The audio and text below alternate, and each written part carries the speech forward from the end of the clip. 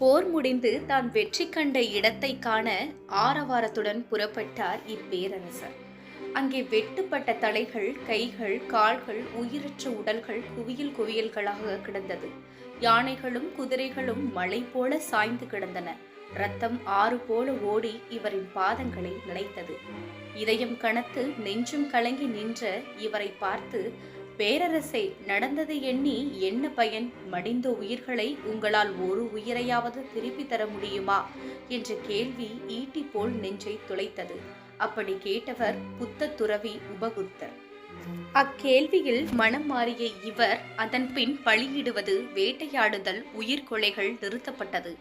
மக்களுக்கு இலவச மருந்துகள் அளிக்கப்பட்டது. அதற்காக மூலிகைகளும் வளர்க்கப்பட்டது. மக்கள் இளைப்பாற சாலையின் இருபுறமும் மரங்கள் நடப்பட்டது. நீர்நிலைகளும் அமைக்கப்பட்டது. 6 வாரியங்கள் பிரிக்கப்பட்டு நகராட்சி முறையை அப்பொழுதே ஏற்படுத்தினார் இப்பேரரசர்.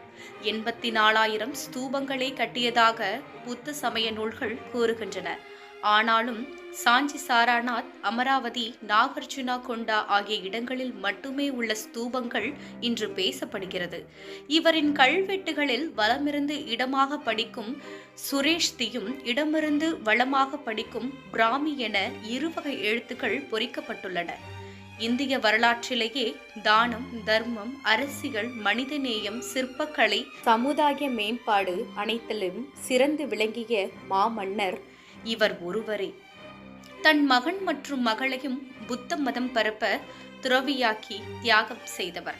இவர்தான் தன் வாழ்விலேயே முதல் மற்றும் கடைசி போரான யாருமே வெல்ல முடியாத கலிங்கத்தையே வென்ற பேரரசர் அசோக சக்கரவர்த்தி.